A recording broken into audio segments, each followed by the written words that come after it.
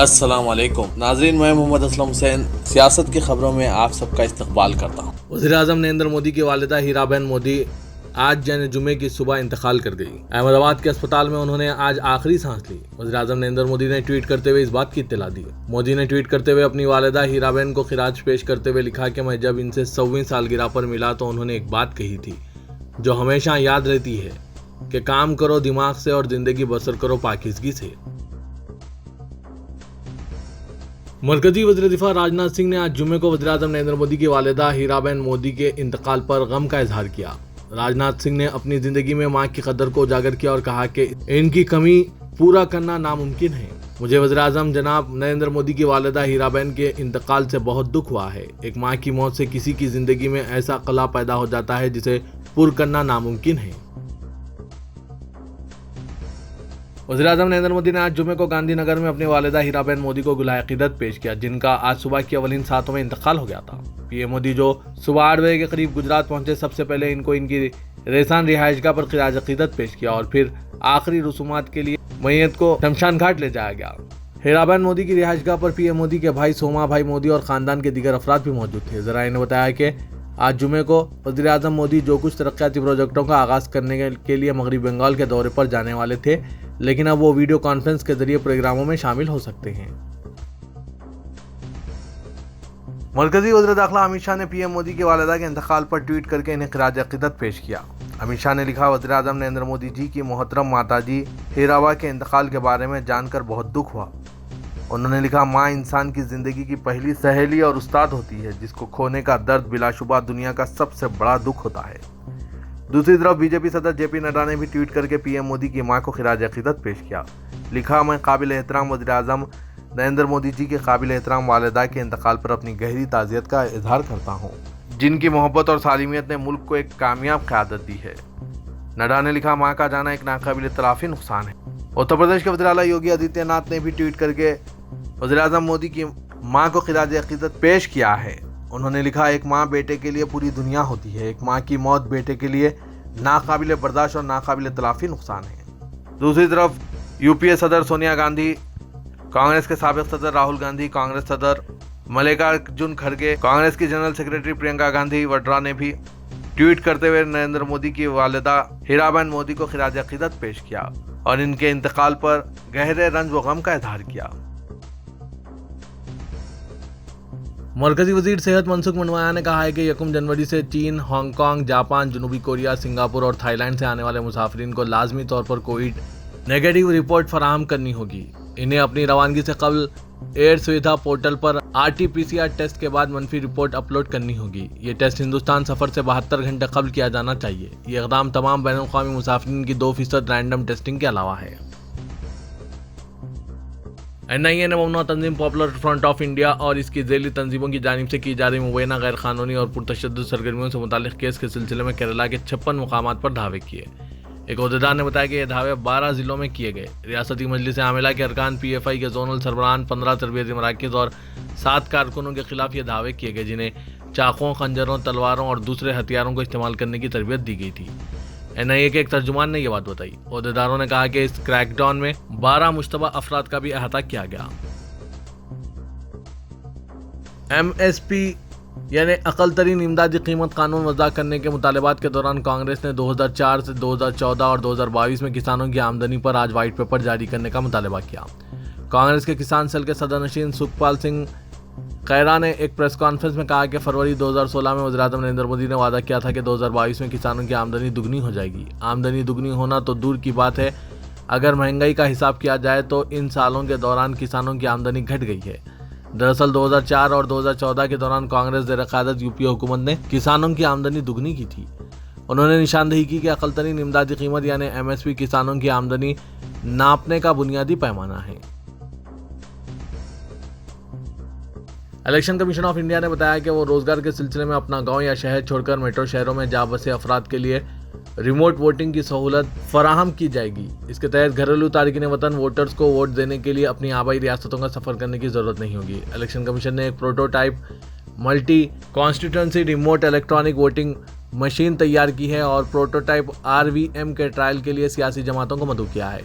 Prototype RVM दूर दराज polling booth के मुतद्दिद हलकों को संभाल सकती है। कमीशन का कहना है कि मुल्क की तकरीबन 85% हिजरत अंदरूनी रियासतों से होती है और यहाँ के लोग नाम होने के बावजूद इसलिए वोट नहीं डाल पाते क्योंकि वो पोलिंग के वक्त अपने इलाके में नहीं होते हैं। इसलिए ये मशीन तैयार की गई है। इसका डेमो 16 जनवरी को दिया जाएगा। बॉलीवुड अदाकार शाहरुख खान को निशाना बनाने का सिलसिला थमा नहीं है। शाहरुख खान की फिल्म पठान के गाने पर सोशल मीडिया के जरिए मनफी मुहिम चलाने के बावजूद जब फिल्म की तशहीर और शाहरुख खान के स्टारडम पर कोई असर नहीं पड़ा तो अब सेंसर बोर्ड का सहारा लिया गया है।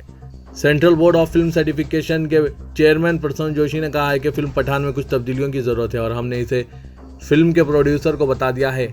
उन्होंने कहा कि ये फिल्म हाल ही में सर्टिफिकेशन के लिए CBFC एग्जामिनेशन कमेटी के पास भेजी गई थी और मुकर्ररा स्क्रीनिंग के अमल से गुजरी है। प्रसून जोशी के मुताबिक CBFC एग्जामिनेशन कमेटी ने पठान के फिल्म साजों को हिदायत दी है कि वो फिल्म में मुतनाज़ा गाने और दीगर तब्दीलियों समेत तजवीज़ करदा तब्दीलियों को राह दें और थिएटर में रिलीज से पहले CBFC को नजरसानी शुदा वर्जन पेश करें। तृणमूल कांग्रेस के साबिक राज्यसभा मेंबर और बंगला अखबार कलम के एडिटर अहमद हसन इमरान ने आसाम में मुसलमानों के घरों को उजाड़े जाने पर तशवीश का इजहार करते हुए अपोजिशन जमातों की खामोशी पर हैरत का इजहार करते हुए उन्होंने सियासी जमातों, समाजी कारकुनान और दानिश्वरों के नाम खुला खत लिखकर इस जुल्म के खिलाफ आवाज़ बुलंद करने की अपील की है। अहमद हसन इमरान ने इल्ज़ाम लगाया कि बीजेपी की ज़ेर क़यादत आसाम हुकूमत दूसरी बार इक़्तिदार में आने के बाद से ही मुस्लिम कम्युनिटी के खिलाफ मुसलसिल इक़दाम कर रही है। सैकड़ों मुस्लिम घरानों को इनके घरों से निकाल दिया गया है। इनके घरों पर बुलडोजर चलाए जा रहे हैं। उन्होंने सवाल किया है कि क्या सरकारी ज़मीनों पर सिर्फ मुसलमानों ने ही कब्जा कर रखा है। उन्होंने कहा कि गैर कानूनी तजावीज़ात के नाम पर सिर्फ मुसलमानों के खिलाफ कार्रवाई का कोई जवाब नहीं है। अहमद हसन इमरान ने UNI से बात करते हुए कहा कि जिन लोगों को घरों से उजाड़ा गया है वो सब के सब NRC का हिस्सा है। कदावर समाजवादी पार्टी रहनुमा आजम खान को योगी हुकूमत ने एक और झटका दिया है। लखनऊ वाक़ इनकी सरकारी रिहाइशगाह इनसे छीन ली गई है। इतना ही नहीं, ये क्वार्टर इनके देरीना हरीफ आकाश सक्सेना को अलॉट कर दिया गया है जो इनके असेंबली की रुकनियत खत्म कराने में मरकजी किरदार निभा रहे थे। लंबे वक्त से मुकदमात में उलझे सजा के मुर्तकिब करार दिए जाने और असेंबली की रुकनियत गंवाने के बाद भी आजम खान की मुश्किलें कम नहीं हो रही है। इन्हें अब एक और झटका लगा है क्योंकि लखनऊ के जिस सरकारी क्वार्टर से उन्होंने 4 दहाई तक सियासत की, अब वो रिहाइश इनके हाथ से चली गई है। शिवसेना के ग्रुप के सरबराह उद्धव ठाकरे ने आज कहा कि राष्ट्रीय सेवक संघ के सरबराह मोहन भगवत को चौकस रहना चाहिए क्योंकि चीफ मिनिस्टर महाराष्ट्र एकनाथ शिंदे बुरी नजर रखते हैं और शायद वो संघ के दफ्तर को हड़प लें। शिंदे और deputy chief minister Devendra Fadnavis ने RSS के बानी डॉक्टर KB हजवार के नागपुर के रेशमबाग इलाके में वाक़ यादगार स्मृति मंदिर का दौरा करने के बाद ये तबसरा किया है। दोनों कायदीन ने RSS के नजरिए साज MS गोलकार को खिराज अकीदत पेश किया। उन्होंने संघ परिवार के ओहदेदारों से भी मुलाकात की थी। वर्ल्ड हेल्थ ऑर्गेनाइजेशन यानी WHO के डायरेक्टर जनरल टेड्रोस एडनॉम गैब्रेयेसस ने कहा कि आलमी इदारा चीन में उभरती हुई सूरत हाल पर तशवीश में मुब्तला है क्योंकि पाबंदियों में नरमी के बाद मुल्क में कोविड-19 के इन्फेक्शन में इजाफा देखने में आया है। टेड्रोस ने कहा कि WHO तिब्बी निगहदाश्त के लिए अपनी मदद की पेशकश जारी रखेगा और चीन के बिखरते हुए सेहत की देखभाल के निज़ाम की हिफाजत करेगा। हुकूमत तेलंगाना ने आज 5 सीनियर IPS ओहदेदारों के तबादले अमल में लाए जिसमें director general anti corruption bureau Anjani Kumar को तेलंगाना पुलिस का इंचार्ज DGP मुकर्रर किया गया है। 31 दिसंबर को मौजूदा DGP M महेंदर रेड्डी वजीफे पर सुबुकदोश हो रहे हैं। 1990 IPS बैच से ताल्लुक़ रखने वाले अंजनी कुमार ने मुत्तहिदा आंध्र प्रदेश और तेलंगाना रियासत में अहम ओहदों पर नुमायां खिदमत अंजाम दी है। मौजूदा director general police anti corruption bureau का ओहदा संभालने से कबल उन्होंने 3 साल 9 महीने बहैसियत पुलिस कमिश्नर हैदराबाद की हैसियत से खिदमत अंजाम दे चुके हैं। अंजनी कुमार को डायरेक्टर जनरल पुलिस कोऑर्डिनेशन और रियासती पुलिस सरबराह की मुकम्मल जायज़ जिम्मेदारी तफवीज़ की गई है। इस तरह सीनियर IPS ओहदेदार रवि गुप्ता जो रियासती होम सेक्रेटरी की हैसियत से खिदमत अंजाम दे रहे हैं, इनका तबादला करके इन्हें director general anti corruption bureau और विजिलेंस इन्फोर्समेंट मुकर्रर किया गया है। Director Jitendra additional director general of police law and order का तबादला करके इन्हें रियासती होम सेक्रेटरी और डायरेक्टर जनरल महकमा जेल मुकर्रर किया गया है। कमिश्नर पुलिस रच्चाकुंडा महेश मुरलीधर भगवत का तबादला करके उन्हें डायरेक्टर जनरल CID मुकर्रर किया गया है। साइबराबाद पुलिस ने सालाना तकारीब के सिलसिले में रहनुमा खतूत जारी कर दिए हैं। 31 दिसंबर की रात साइबराबाद के तमाम फ्लाईओवर्स को अवाम के लिए बंद कर दिए जाएंगे और किसी भी फ्लाईओवर से गुजरने की इजाज़त नहीं दी जाएगी। आउटर रिंग रोड और एक्सप्रेसवे पर सिवाय एयरपोर्ट से आने वालों के अलावा किसी को इजाज़त नहीं दी जाएगी और ये रात 10 बजे तक सुबह 5 बजे तक लागू रहेगी। साइबराबाद ट्रैफिक पुलिस की जानिब से इस सिलसिले में अहकाम जारी कर दिए गए हैं और कैब व टैक्सी ड्राइवर्स और ऑटो रिक्शा ड्राइवर्स को हिदायत दी गई है कि वो अपने यूनिफॉर्म में रहें और मुकम्मल दस्तावेजात को साथ रखा जाए। शहर हैदराबाद का 428 साल कदीम तारीखी बादशाही आशुर खाने की अज़मत रफ्ता की बहाली के लिए स्पेशल चीफ सेक्रेटरी बल्दी नज़्म अरविंद कुमार ने Telangana heritage conservation team, Aga Khan trust for cultural, महकमा archaeology, GHMC, HMDA, Quli Qutub Shah urban development authority, Telangana high court के नुमाइंदों और आशुर खाने के जिम्मेदारान के साथ आज तफसीली दौरा किया। अरविंद कुमार ने इस मौके पर बताया कि तारीखी बादशाही आशुर खाने की बहाली के लिए तमाम तर मुमकिन इक़दाम किए जाएंगे।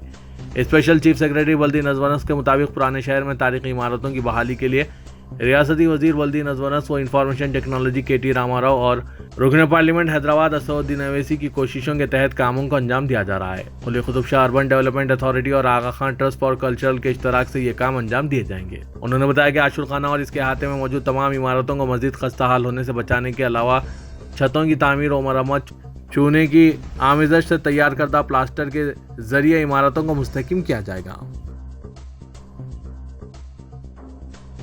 शहर हैदराबाद खासकर पुराने शहर में रातों में गैर जरूरी तौर पर सड़कों पर घूमने वाले नौजवानों के खिलाफ चलाए गए ऑपरेशन चबूतरे के दौरान साउथ जोन पुलिस ने 19 नौजवानों को हिरासत में ले लिया है। कल शब पुलिस ने संतोष नगर और कंचनबाग हुदूद में यह ऑपरेशन चबूतरा अंजाम दिया। इन नौजवानों की बादशाह काउंसलिंग की गई। साथ ही पुलिस ने बगैर नंबर प्लेट चलाए जाने वाले ऑटो और 3 बाइक्स को भी जब्त कर लिया। बॉक्सर निखत जरीन और नेशनल शूटिंग चैंपियनशिप में सिल्वर मेडल जीतने वाली ईशा सिंह ने BRS की रुकने कानून साज कौंसिल के कविता से मुलाकात की। कविता ने इस खुसूस में किए गए ट्वीट में कहा कि निखत की कामयाबियों और कारनामों पर हमें फख्र है। कविता ने न सिर्फ निखत जरीन से की गई मुलाकात की तस्वीर को पोस्ट किया बल्कि मुस्तकबिल में निखत जरीन की जानिब से की जाने वाली कोशिशों के लिए नेक तमन्नाओं का इजहार भी किया। Director general police Telangana Mahendra Reddy ने बताया कि जारिया साल मौ नवाजों की सरगर्मियों, फिरक़ेवाराना और दहशतगर्दाना वाक़यात से पाक रहा। पुलिस ने मौसर तरीके से लॉ एंड ऑर्डर पर अमलावरी को यकीनी बनाया। वहीं दूसरी जानिब जराइम और बिलखुसूस साइबर जराइम के वाक़यात में मजमूई तौर पर इजाफा देखा गया। आज सालाना प्रेस कॉन्फ्रेंस से खिताब करते हुए DGP महेंद्र रेड्डी ने बताया कि तेलंगाना में गुज़श्ता साल के मुकाबिल मजमूई तौर पर जराइम में जहाँ 4.4% का इजाफा हुआ है, वहीं साइबर जराइम 27% बढ़ गए हैं। बहैसियत DGP महेंद्र रेड्डी 31 दिसंबर को अपने ओहदे से वजीफे पर सुबुकदोश हो रहे हैं। आज उन्होंने DGP के तौर पर अपनी आखिरी सालाना प्रेस कॉन्फ्रेंस से खिताब करते हुए तेलंगाना पुलिस की कारकर्दगी, जराइम पर काबू पाने के इक़दाम के अलावा साइबर जराइम से निपटने के तरीक़ेकार और असली टेक्नोलॉजी के इस्तेमाल की तफसीलात पर रोशनी डाली। वज़ीर आला तेलंगाना के चंद्रशेखर राव ने वजीर इंफॉर्मेशन टेक्नोलॉजी KT रामाराव के खुसर P हरिनाथ राव के देहांत पर दुख का इजहार किया। चीफ मिनिस्टर ने रायदुर्गम में वाक़ क़यामगाह पहुंचकर हरिनाथ राव के पसमानदगाह से मुलाकात की और पुरसा दिया। उन्होंने आनजानी की दुख्तर शलीमा फरदंदान P राजू और P शैलेंडर के अलावा हरिनाथ राव की बेवा शशि रेखा को पुरसा दिया। रियासती वज़ीर मोहम्मद महमूद अली, V प्रशांत रेड्डी, रुकने राज्यसभा जय संतोष कुमार, अरकान मुखन्ना B सुमन, जीवन रेड्डी, मधुसूदन चारी, सुभाष रेड्डी, साबिक रेड्डी, वेणुगोपाल चारी और दूसरों ने भी हरिनाथ राव को खिराज पेश करते हुए अर्थी पर फूल निछावर किए।